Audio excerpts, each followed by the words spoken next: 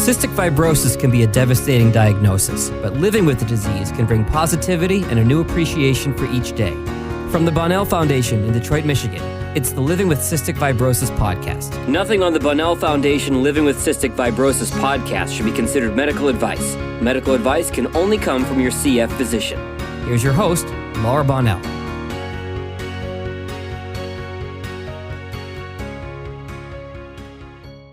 Today we're talking with Dr. Colleen Barry, who's a physician consultant with Children's Special Health Care Services, and you work in the Office of Medical Affairs with Medicaid. Thank you so much for talking to us. This goes out to the CF community, and there's been a lot of discussion since the new drug for cystic fibrosis, Trikafta, came out, as you're well aware. And first, I guess if we can just start by talking about what Children's Special Health Care is and sort of what you do. Children's Special Health Care is a pretty unique program, even among the United States, in that it predated Medicaid and has been around in some form since the 1940s and 50s. And it used to be called Crippled Children's, and a lot of people still call it Crippled Children's. The name was changed in the 1970s to Children's Special Health Care Services. So we provide coverage not for just children that are eligible for Medicaid, but also supplemental insurance for people that are underinsured or have children with complex care issues that have things that are not covered by their private insurance. In adult coverage, you cover hemophilia and cystic fibrosis, correct? That's true. By statute, the state of Michigan, and I don't remember the exact years, passed legislation that we would do lifetime coverage for hemophilia and cystic fibrosis. With this new cystic fibrosis drug, Trikafta, there has been a lot of concerns. Things changed so much, as you know, from the time Kalydeco came out and helped 4% of the population to Orkambi, Symdeko, and now Trikafta, which helps 90% of the population. So it's a much larger percent of the population that you have to work with. As you know, initially there were concerns from people about coverage and everything like that. So if you want to tell us kind of where it stands at this point? Sure. We had been aware, we've been trying to keep track of high-cost drugs that are coming in the pipeline, and so we had been aware that Trikafta was coming up, and we had gotten a lot of positive feedback from pulmonary doctors around the state, including Dr. Nasser at the University of Michigan, who participated in some of the trials. So we were hoping to provide coverage, if it turned out to be as efficacious as it has, as soon as possible. So much to our surprise, it was supposed to be approved probably in early 2020, but suddenly we got word that it had been approved. So we had a conversation with the people who make the decisions in Medicaid, the director, Kate Massey, and other people in Medicaid, and said, hey, we really think this drug is good. A lot of people are going to want to switch to this drug.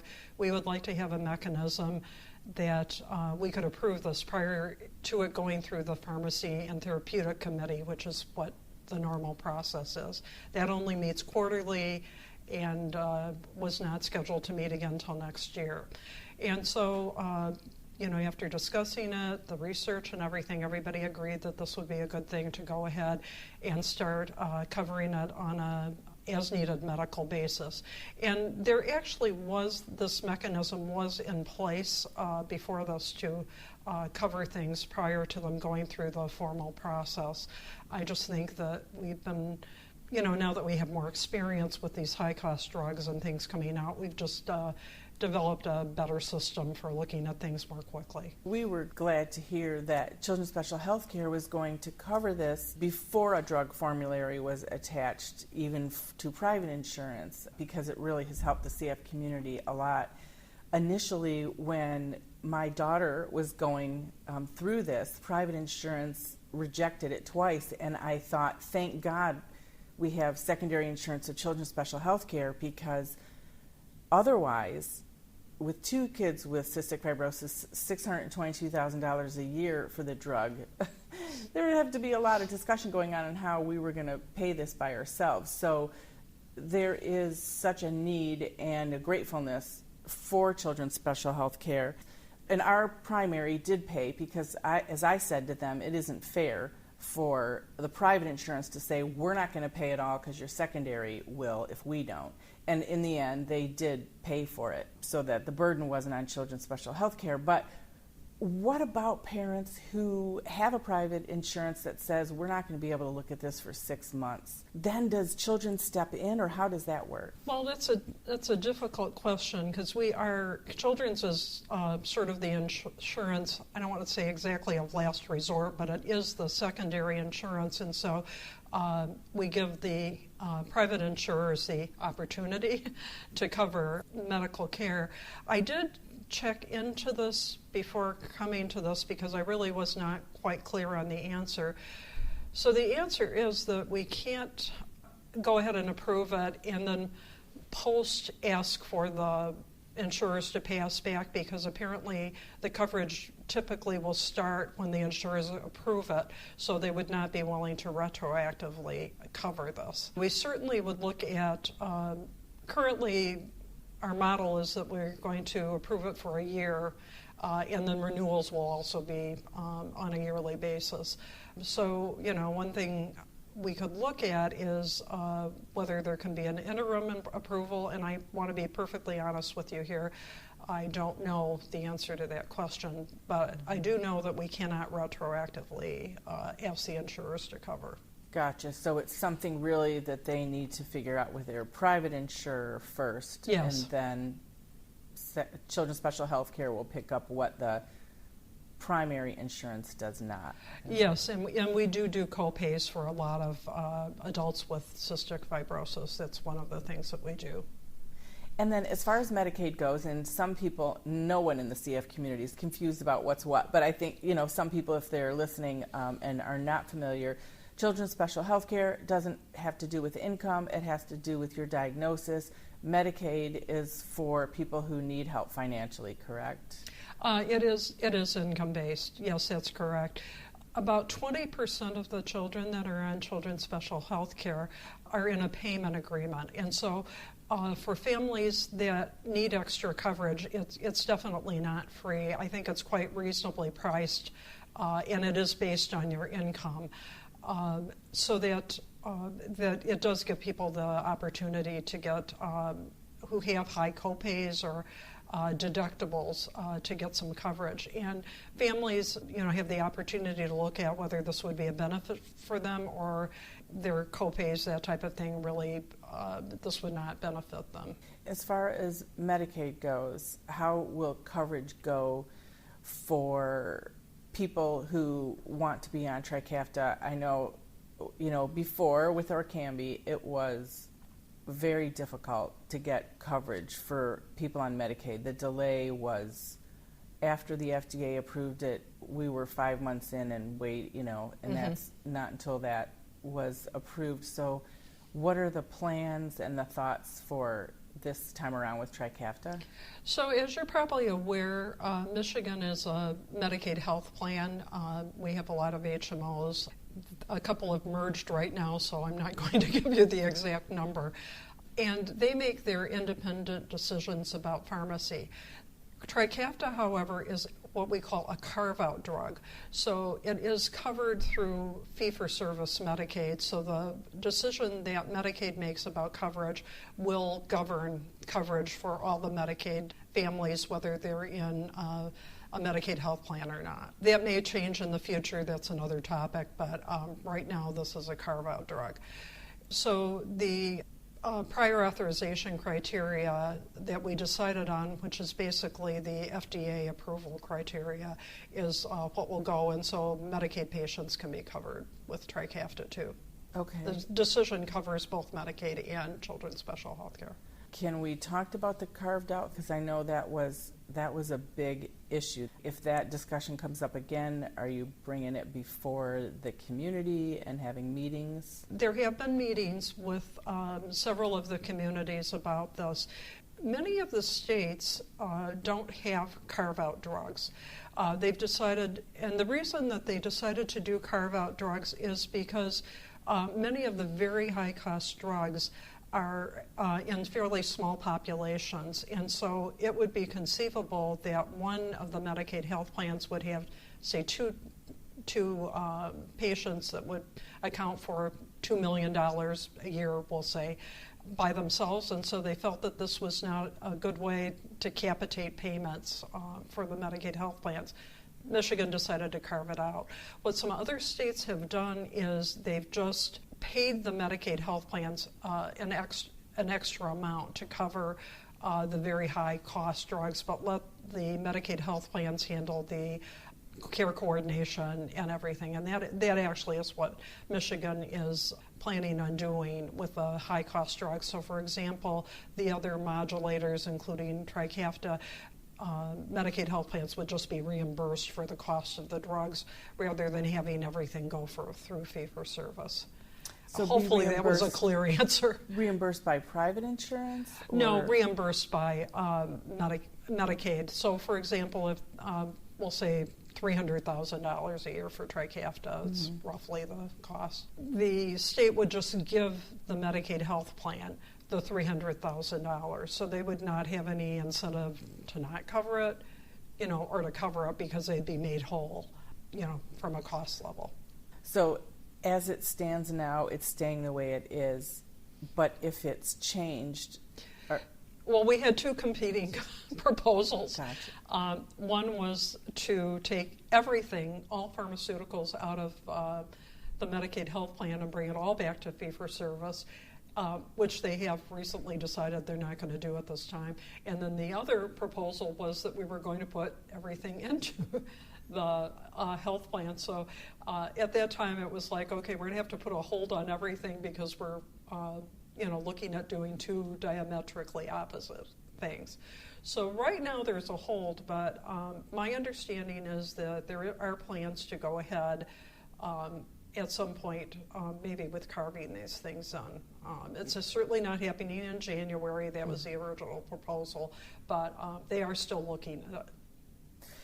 And do you understand the concern of the CF community? Because I think part of that concern was if it goes to those 11 agencies, or if they are deciding on Trikafta for my girls or anybody, but let's just say hypothetically they said, well, so-and-so is healthier as a CF person than the other person, so we're going to pay for that medication. Because that was what one of the big concerns was, that if you take it out of the hands of Medicaid and put it in the hands of other decision makers, that people who need it wouldn't get that medication.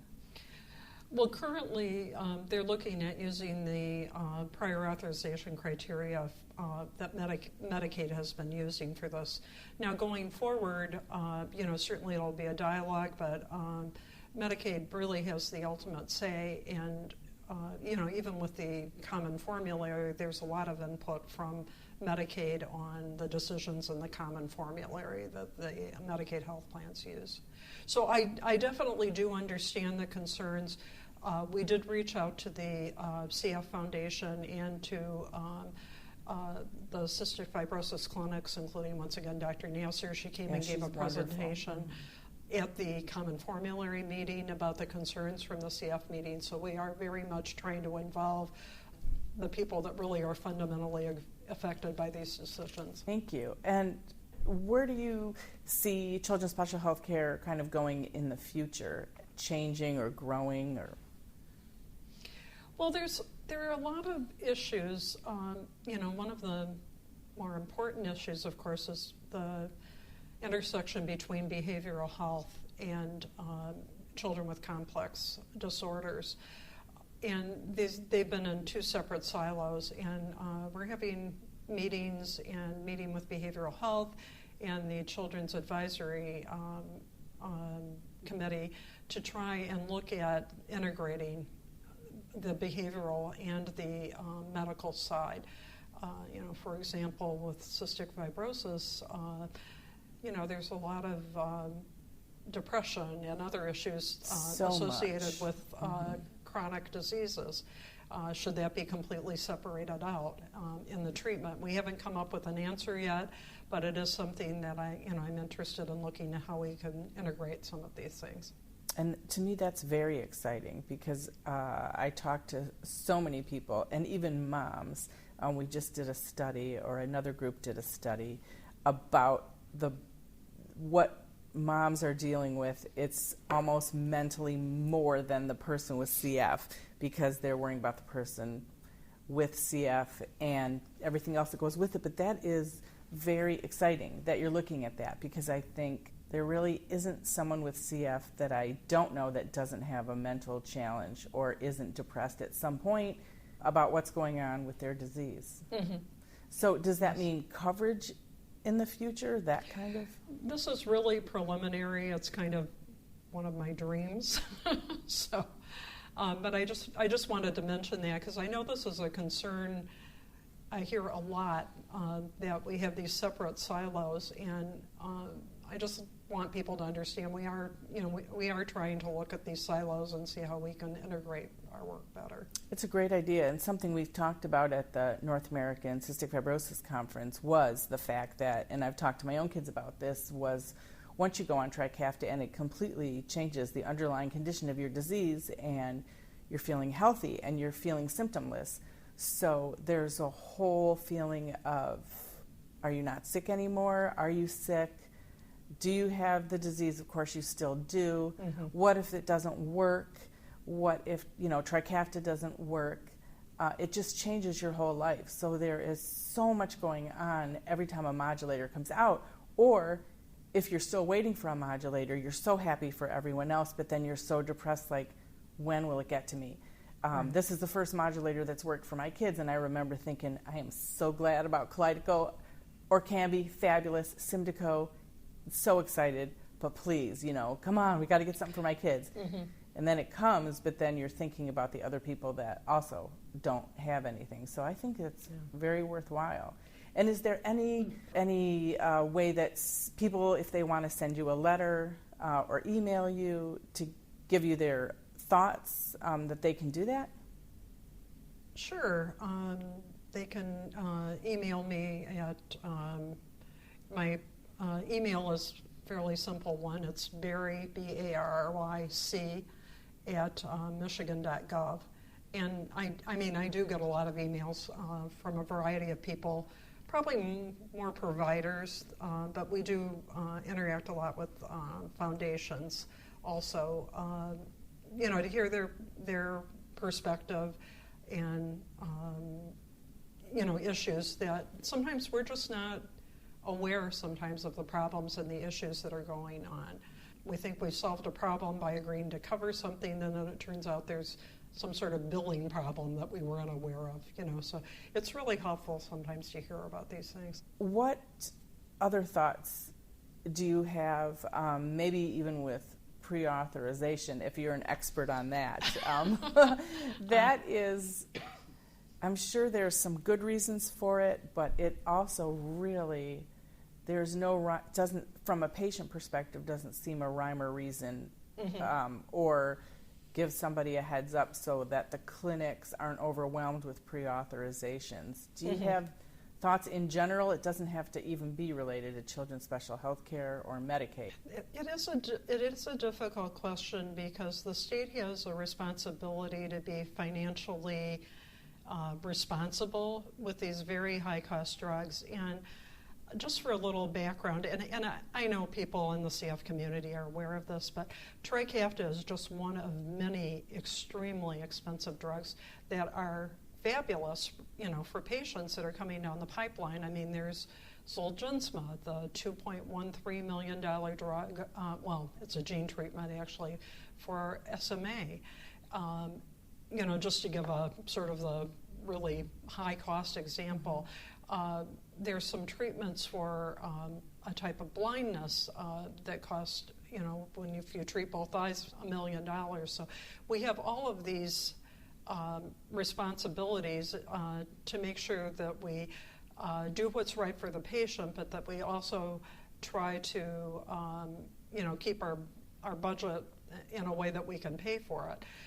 So I do think that, requiring prior authorization, for example, to say, yes, you have to be diagnosed with cystic fibrosis, you have to have the gene mutation, that, is the TRICAFTA benefits from, and then just a few other things where there's black box warnings or whatever in the FDA. So I think it's reasonable to ask for that.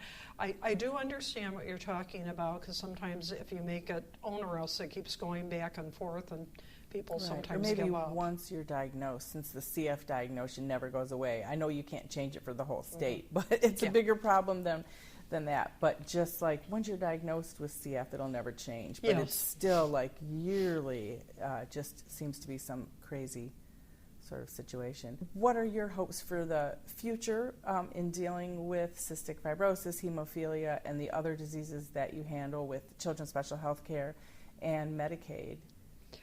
Well, I'm really hopeful that we will be able to provide all of these treatments for families. There are a number of gene treatments that are coming down the pike. Sickle cell disease, for example, may have a gene treatment licensed as early as next year. Very exciting. But, my excitement and hope is tempered by the fact, how much are they going to cost? And, thank heavens, I don't have to worry about that too much. I can just make the clinical decisions, and that's what I am. That's all that I do. I don't make any decisions based on cost. But it does worry you if this is a sustainable model going forward.